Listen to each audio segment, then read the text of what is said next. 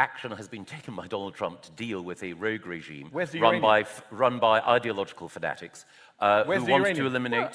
Where's the uranium, Michael? Who wanted to eliminate Israel. Again, maybe your friends in the Tehran regime can tell you, because they won't tell me. Wow. How are they my friends, Michael? Is it my name? My skin color? I'm still waiting. My religion? Public displays of homosexuality is hanging gay men from cranes. Michael, have you ever spoken out against anti-homosexual laws in Saudi Arabia or any other Gulf countries? Yes. But they're our allies, so we bomb Saudi Arabia. The Iranian government that so many people are anxious to find excuses. What's up, everybody? Welcome to Truth Review. I'm Hayes, and this is exactly the kind of exchange this channel exists to break down. Michael Gove sat across from Mehdi Hasan and got asked one simple question: where's the uranium, Michael? And what followed was a live demonstration of an establishment figure running out of road on national television. Mehdi didn't come with slogans.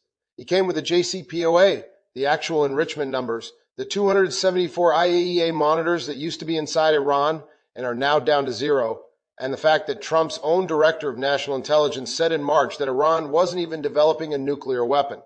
And when Gove couldn't answer, he pivoted to Iran's treatment of gay people, got asked if he's ever criticized Saudi Arabia for the exact same thing, and then got called out live by an audience member for staying silent while Israeli strikes killed LGBTQ prisoners in Iran during that very conflict.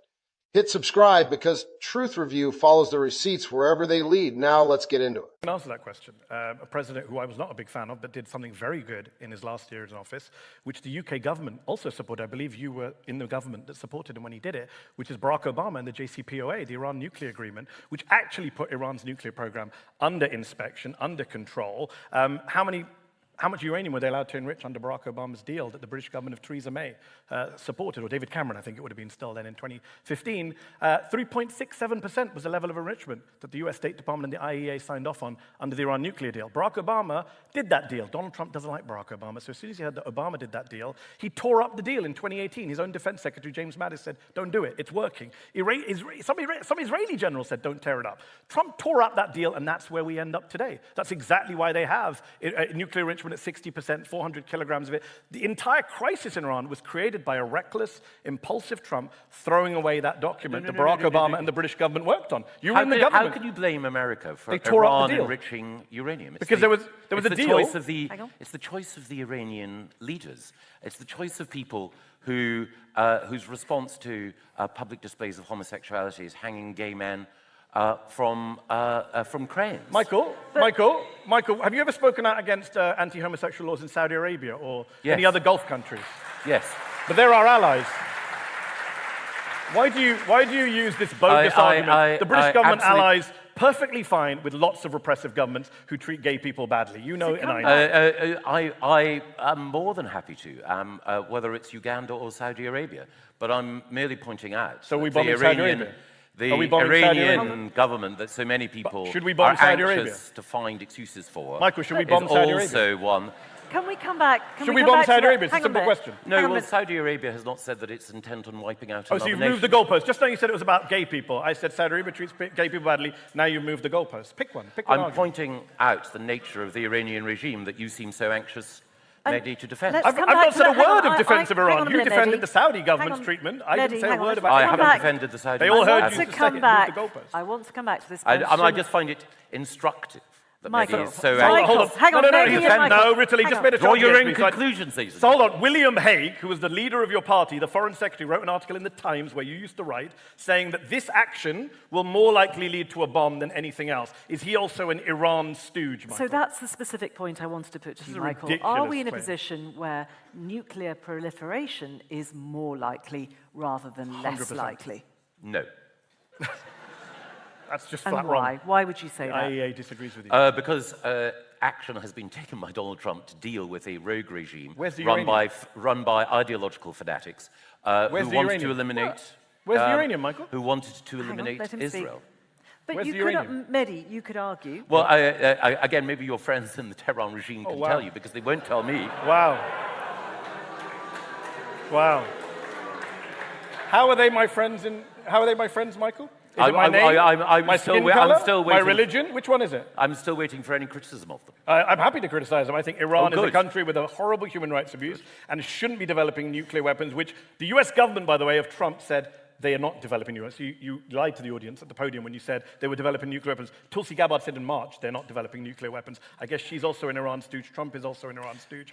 I would point out to you, very important point. There were 274 monitors from the IAEA in Iran up until Trump struck Iran. They were looking at nuclear facilities every day. How many monitors are in there today? How many IAEA monitors in Iran today, Michael? Zero. None. Trump's made the world less safe. Believe.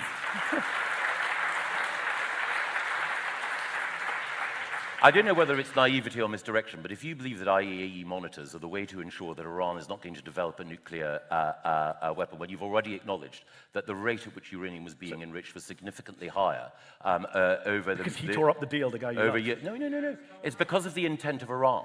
It is because of the intent of that regime. You have to acknowledge that what we've seen, with or without Trump, is the limits of multilateral organizations. How? And actually, you've got a president who is willing to grasp difficult issues and take them in a direction of his choosing. Rachel, I respect that you're the moderator and you have to ask that question, but you know very well, every non-proliferation expert agrees that those strikes did not help with non-proliferation. The IAEA have come out and said it didn't help.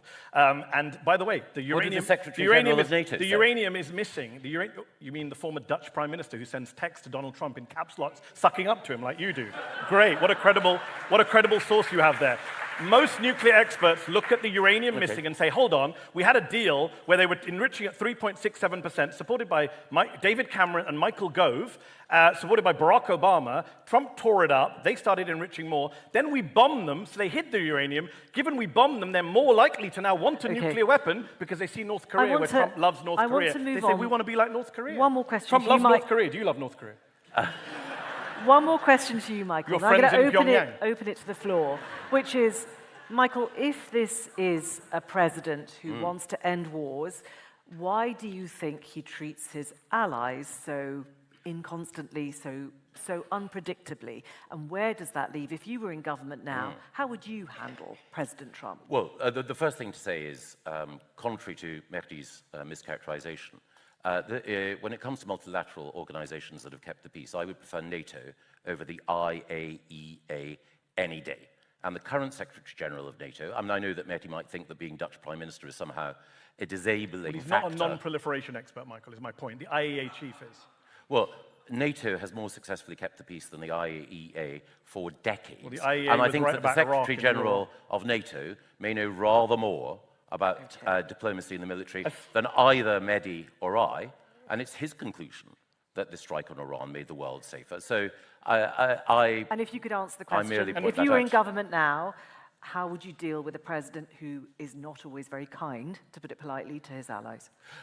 In the same way as I would have treated President Obama or President Clinton or President Nixon or any US president. You have to recognize that an American president is naturally going to pursue the national interest of their own nation.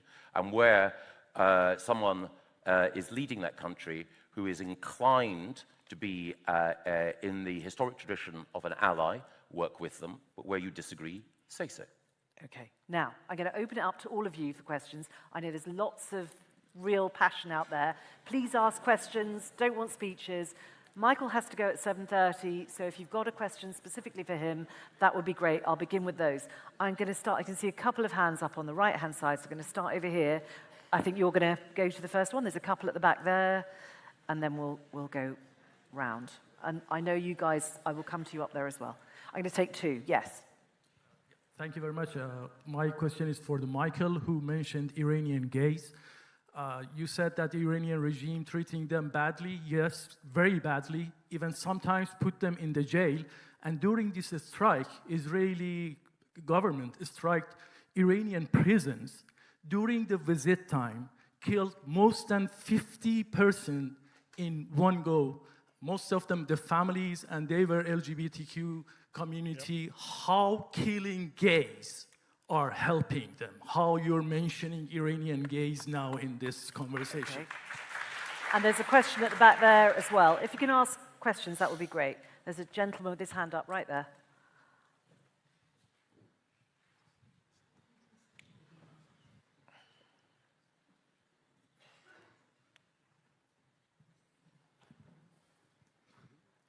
Mr. Gove, do you wish you'd properly prepared for this debate now?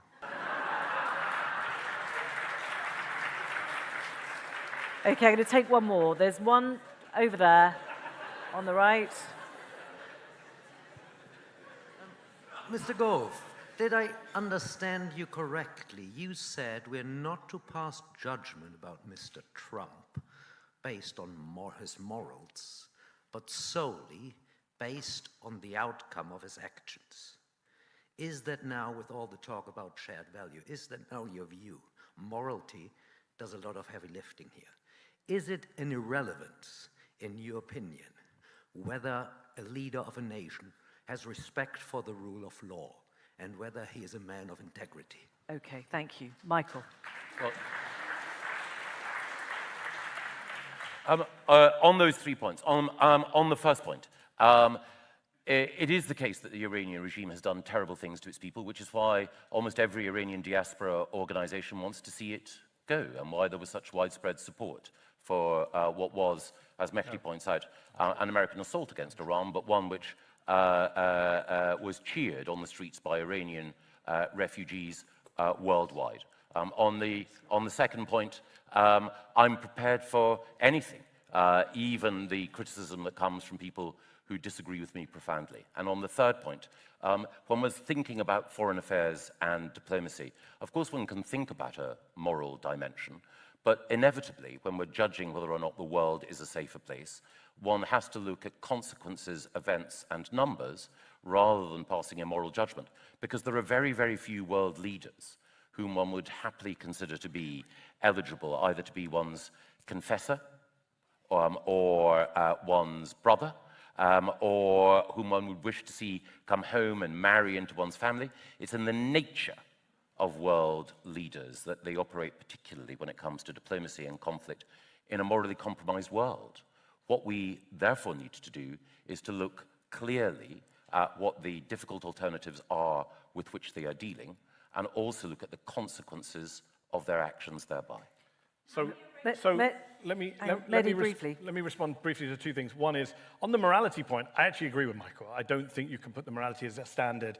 I happen to think it is immoral, the way Donald Trump behaves on the international stage, when he says he refuses to call Putin a dictator but calls Zelensky a dictator. I have a problem with that. But I agree, it is about actions and consequences. Michael mentioned numbers. I agree, which is why I mentioned the numbers from Yemen, from Gaza, from Iran. I mean, the problem is, Michael likes to use Iran as a prop with which to beat his opponents, but he doesn't actually care about the Iranian people. He said the Iranian people were joyous about these attacks. Actually, the Iranian opposition movements were absolutely opposed to this. Nargis Mohammadi, who won the Nobel Peace Prize, was in prison in Iran, came out and said no. Prominent Iranian dissidents said this is not the way we want to get freedom in our country, on the back of Israeli and American bombs, which killed multiple innocent Iranians. Residential apartment buildings blown up, car bombs going off. If you think that makes the world a safer place, then you really just don't value Iranian life. You don't value Palestinian life. That's the fundamental. Let's talk about what actually happened in that room, because underneath the shouting, there's a documented timeline that Michael Gove could not escape no matter how many times he tried to change the subject. Start with the deal itself. Barack Obama negotiated the JCPOA in 2015, and it was supported by the British government at the time, David Cameron's government, with Michael Gove sitting inside it. Under that deal, Iran was capped at enriching uranium to 3.67%, monitored constantly by 274 IAEA inspectors who were physically present in Iranian nuclear facilities checking compliance in real time. That is not a loose agreement. That is one of the most heavily verified nuclear arrangements in modern diplomatic history, and by every independent account, it was working exactly as designed. Then Donald Trump tore it up in 2018, not because Iran violated it, not because inspectors found evidence of a weapons program. He tore it up because it had Barack Obama's name attached to it, and his own defense secretary, James Mattis, told him directly not to do it because it was working. An Israeli general reportedly told him the same thing. Trump ignored all of it, and that single decision is the direct cause of everything that followed. Iran began enriching far beyond the old cap, eventually reaching 60% with roughly 400 kilograms of enriched material. Mehdi's point was simple and devastating. You cannot create the crisis and then bomb the country for the crisis you created and call that a solution. Now here's where it gets worse.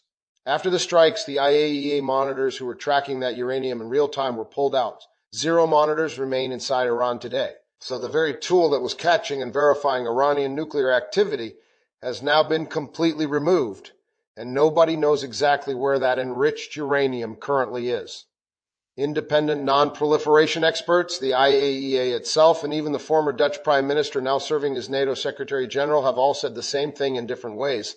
This strike did not make non-proliferation easier. If anything, it made verification impossible. And Tulsi Gabbard, Trump's own Director of National Intelligence, testified in March that Iran was not actively developing a nuclear weapon. That is not a Mehdi Hasan talking point. That is Trump's own intelligence chief on the public record. Which means Michael Gove stood at that podium and told the audience Iran was actively building a bomb, a claim that directly contradicts the sworn testimony of the American government's own intelligence assessment. Then there's the pivot that fell apart in real time.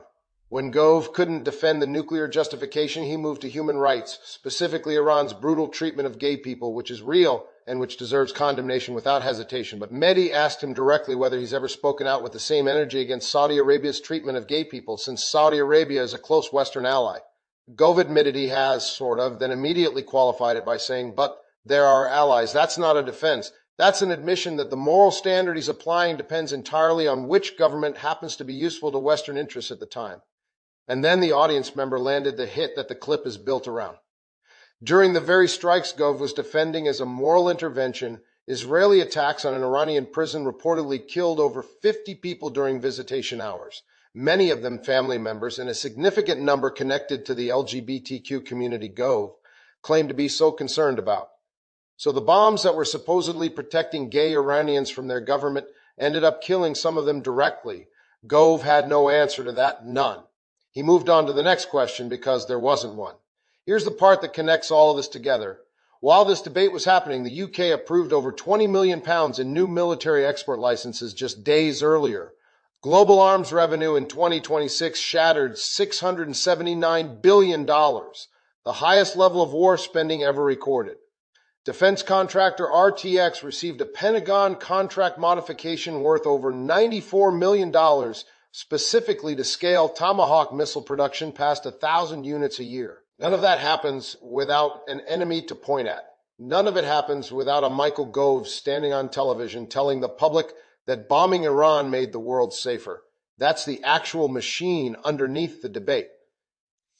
It's not really about morality, and by his own admission, Gove agrees it's not about morality. He said so himself. It's about outcomes. But the outcome here is zero monitors, missing uranium, dead prisoners, and record-breaking arms contracts. That is the receipt. Subscribe to Truth Review. We follow the money. We follow the documents. We don't let the people asking for your trust get away with dodging the questions that actually matter.